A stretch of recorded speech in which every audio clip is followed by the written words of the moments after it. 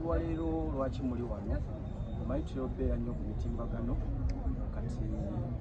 kuno mwannyinazi nempulira nga ayagala obuyambi ate nga bwali omukyalo omuzadde kubanga naye bwe yali nga akyalina amaanyi abantu bangi nnyo abaali baliira wansi we kati nange nensalawo neŋŋamba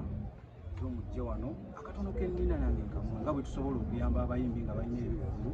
ne nange nensalawo leero era akatono ke nnina mbe nga kuyamba nnyo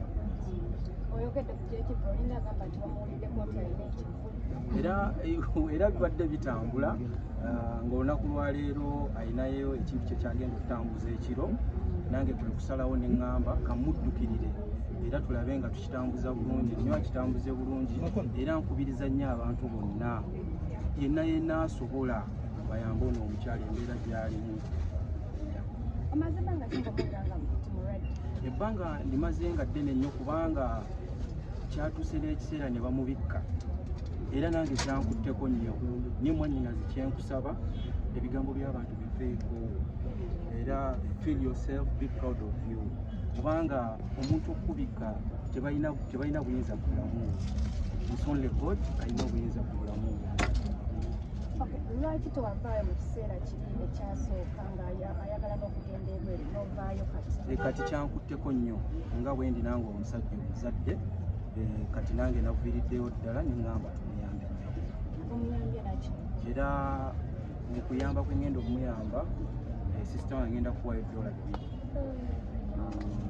era ze ngenda omuwa $2 naye nga nkubiriza abantu bonna kubanga omuntu wabanga mulwadde wadde nga tolina ky'omuwadde naye n'oyogera naye omuzzaamu nnyo amaanyi era mwannyinazi kyenkusaba kubeerera ddala mugumu oli mulamu nnyo ebigambo by'abantu byonna ebiri ku social media ebitambula byesonyiwire ddala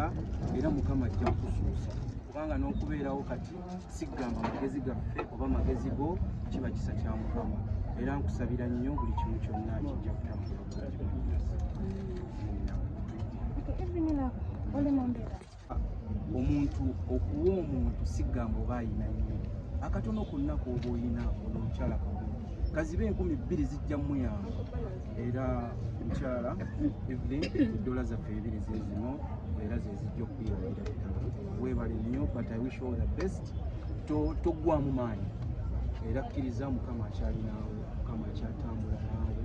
obulamu era okyali mulamu era gwe tambula owulire ddala ng'amaanyi ogali kuba era neewunyiza nnyo okuva wansi waavudde tuli ku fulo yawaggulu naye n'atambula n'atuuka fulo nga fulo 3 adde pulobulemu era Mukama amuwadde ekisaama ddala n'agalinnya n'atuuka era mwebale nnyo mwebalire ddala naye olunaku lwaleero temwerabira ssaawa 2 tulinayo live concert Facebook omukyala tumuddukirire tumuwagire buli kimu kyonna. I wish you all the best my sister but feel proud of yourself tebakumala mu maanyi abakubikka bonna baliki tebalina buyinza kulamu Mukama era ajja kuba ateekamu ebyo ebyokunywa kubanga obulwadde bw'alina alina okunywa ennyo era kalina ne temperature kapima ebyokyo ebirimu buli kimu kyonna kano kaboto nkakukwasizza mwonna era ngenda muwayo ne ku jampa Shaki, bring a jumper, a heavy jumper. You know, 60,000. You bring the light grey. It's down there. I think you bring a size. Ngenda mwayo ne ku jumper. Era mwannyinazi wano wafuuse waka. Era feel free. Wano waka wo. Tetwaniriza nnyo wano abantu buli omu yenna. Eno jumper ejja kuyambira ddala bulungi. Era nyingi eyina wool munda. It's very nice. Kati naye byonna byebyo naye nkubiriza abasuubuzi bonna buli muntu yenna abavubuka bannange twawulidde wategese n'ekivu olinamu amaanyi aganakuba abantu omuziki era abeere ready ssaawa 2 ez'akawungeezi abeere set tugenda kuhavinga fun nga wetudonatinga initiative ya mutabani wange tugala kustandinga wamu n'abalwadde b'ensigo bo nga tuluddemu amanyi bye tuyitamu amanyi bye tulakinga bingi nyo bye tulakinga kati ate nze nga public figure buli muntu atukirako muze balowooza balanga ate nina ate nga nange neetaaga okuyambibwa ate kati nange mba nina oyamba ku bannange so that's it. Omwami ono oyinza mugamba kikoza waba akuyambye ne $2 essaawa zino oyinza mugamba Nyinza mwebaza nebaza Katonda okuleta munaye Katonda ayisima malayika mulamu naye ali omu kusooka kyenyinza okugamba nebaza Katonda olwo naye amundeeteddeko kati bamwe tubakudukira mu a friend in need is a friend indeed omanya akwagoseeko omukwano mulungi sente zino sibira kwejjanjaba of course so kati kisinga okwetagisa kwejjanjaba kyetagisa sente gemazima obulamu bwange kati bwa byuma bwa sente bikimu era ngambye nti siziina nkutugira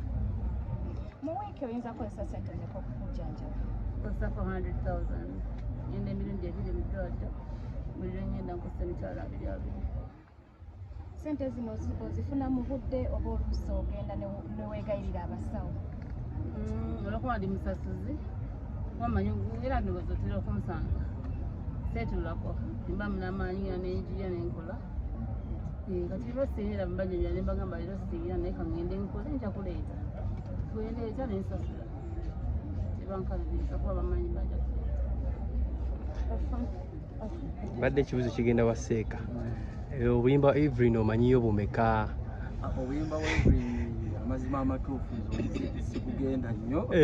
naye nga obuyimba bwe obumuntera okubuwulira sibumanyi manya naye nga ye mukyala omukubi wa muziki era leero nkubiriza nnyo abantu ssaawa 2 bannaye mubeere ku mukutu sister Afuna tumuwagire agenda kuba live concert ku Facebook page yange. Wow, that's good. Era mwenna mbakubiriza n'abalala bonna abaliyo abawulidde buno omulanga guno bannaye buli omu yenna aveeyo kyayina kyonna tukubirite eshoti twalitaddeko sente ya mmeka buli mukyayagala kyadonating yayinza okuba bambi nga alinamu 2 yayinza okuba nga agala 12 kadde 10 kubanga waliwo omukyala yankubidde nga agakumpa kadde 4 yakusha so era nkubiriza n'abasuubuzi bonna abasuubuzi bannange kubanga eno wemuli mu downtown eno gye bayita downtown nabugabo